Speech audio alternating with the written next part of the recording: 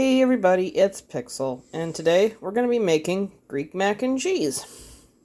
And for that we're going to need macaroni noodles, or in my case, Solani noodles. Salentini. Yes, those. See, you know how to pronounce all the words. We got mozzarella, we've got some shredded cheese, we've got spinach, sour cream, tomatoes, garlic, flour, butter, olives, a little bit of oregano and marjoram, and then our feta cheese. Well, you know the drill. Let's get going. First off, you are going to want to start boiling your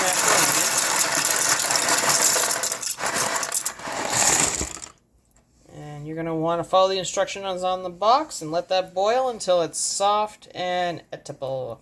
And I'll see you back in a little bit. Okay, now that our pasta is finished, I was going to be pouring the spinach in here. And we're going to put the hot pasta on top of it so it can play wilting agent while we get the rest of our roux going for our cheese sauce. Okay, to start off our cheese sauce, we're going to put our butter in to start melting. Please excuse our demonic bird clock.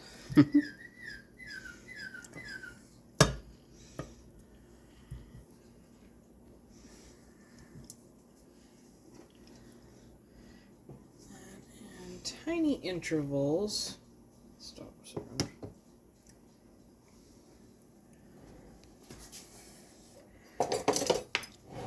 I'm going to start whisking in some of the flour.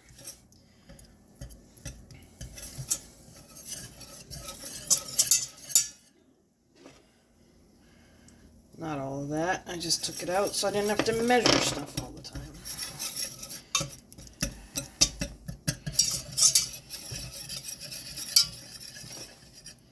Don't need a lot of this because instead of milk, we are going to be using sour cream like the recipe calls for.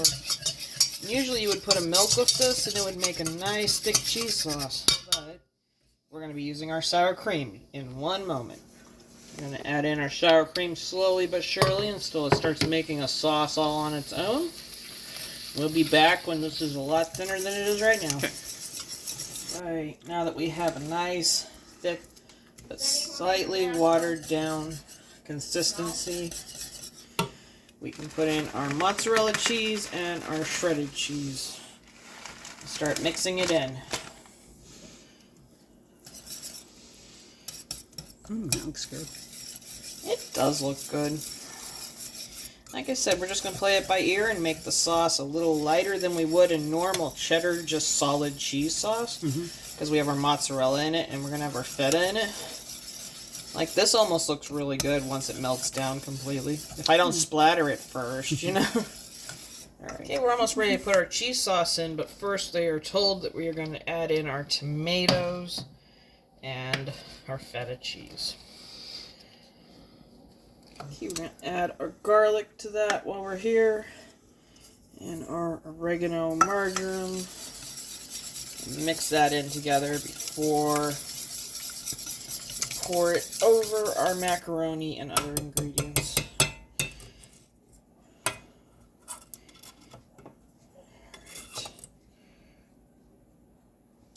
Goopy cheese! Woo, woo, woo! Okay, that's enough of that.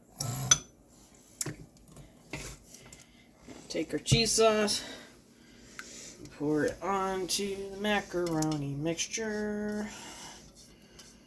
Apparently everything in this video is a musical. Makes it more fun. Yes. Got a little more in there, but I'll scrape that out in a minute or two or three. Now comes the fun part of trying to mix all this together. So I'll be back in a minute after I succeed. Before we forget it, I'm going to be putting in the olives I almost kind of forgot to put in, which would be a travesty to Greek anything. I'll mix that up some more, and we're going to be putting this into a baking pan and baking it for probably about 20 to 30 minutes tops, with a little bit of sprinkled cheese on the top, or even the mozzarella slices. I'm not sure yet, but I'll tell you when I get there. That'll be at 375.